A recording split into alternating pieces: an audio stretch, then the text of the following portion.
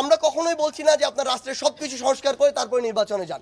আমরা কখনো বলছি না আপনি ৫-৬ বছর আপনার এই সংস্কার করে তারপরে যান। ক্ষমতায় আসার কয়েকদিনের মধ্যে, কয়েক সপ্তাহের মধ্যে ভুলে যায় তারা কি ইশতেহার দিয়েছিল, তারা ভুলে যায় তারা জনতার সরকার। আমাদের জায়গা থেকে স্পষ্ট কথা, প্রথম কথা হচ্ছে শুধুমাত্র নির্বাচনের জন্য ২০০০ মানুষ জীবন দেয়নি, ১.৫ লক্ষ মানুষ রক্ত দেয়নি। এই মানুষগুলো বিগত ১৬ বছরে বিরক্ত হতে হতে দেয়ালে পিঠ থেকে গিয়েছিল এই করাপ্টেড সিস্টেমগুলোর জন্য।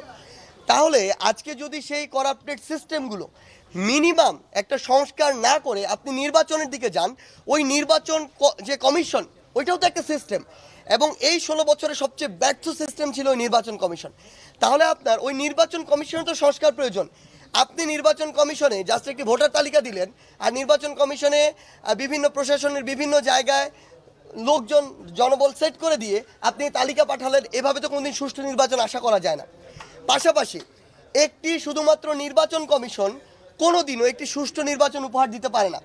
আপনার পুরো দেশে একটি আইন শৃঙ্খলা রক্ষাকারী বাহিনীর যে ল অ্যান্ড অর্ডার সিচুয়েশন, এটাকে একটা স্টেবল অবস্থায় আসতে হবে, না হলে তো আপনি আবার নির্বাচন কেন্দ্রগুলোতে জবরদখল দেখবেন।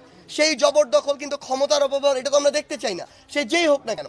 পাশাপাশি আপনার এই নির্বাচন কেন্দ্রিক ইস্যুগুলোকে কেন্দ্র করে যদি আপনার কোনো সমস্যা তৈরি হয়, সেগুলোর জন্য তো বিচারিক প্রক্রিয়া প্রয়োজন। আপনার এই বিচার ব্যবস্থার তো সংস্কার প্রয়োজন। আমরা এখনও দেখছি যে হাইকোর্টে এখনও এমন কিছু দোষর ফ্যাসিস্টের বসে আছে যারা তাদের যোগ্যতার বলে সেখানে যায়নি, বরং তারা তাদের জায়গা থেকে গিয়েছিল তোষামোদি আর তেলবাজি করে, তারা গিয়েছিল দলের চাটুকারিত করে। তো তাদেরকে ওই জায়গাগুলো থেকে অপসারণ হওয়া প্রয়োজন, এবং যারা ওই জায়গাগুলোর জন্য যোগ্য তাদের সেই জায়গাগুলোতে যাওয়া প্রয়োজন। তাহলে আমার ন্যূনতম যদি আমি চিন্তা করি, এই যে ১৬ বছর ধরে কিংবা বিগত ৫৩ বছর ধরে যেই সংবিধান এই বাংলাদেশকে, এই বাংলাদেশের মানুষকে ৫ বছরের জন্য জনতার সরকার উপহার দিতে পারেনি।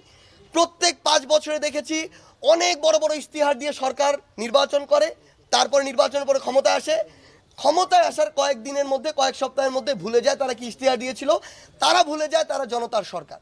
সেই জায়গা থেকে যেই সংবিধান আমার এই সাংবিধানিক যে অধিকারগুলো রক্ষা করতে পারেনি, সেখানেও আমাদের জায়গা থেকে আমরা পুরো বাংলাদেশের ছাত্র জনতা এবং তাদের প্রতিনিধি হিসেবে মনে করি এই সাংবিধানিক যে সংস্কারটি এটিও প্রয়োজন।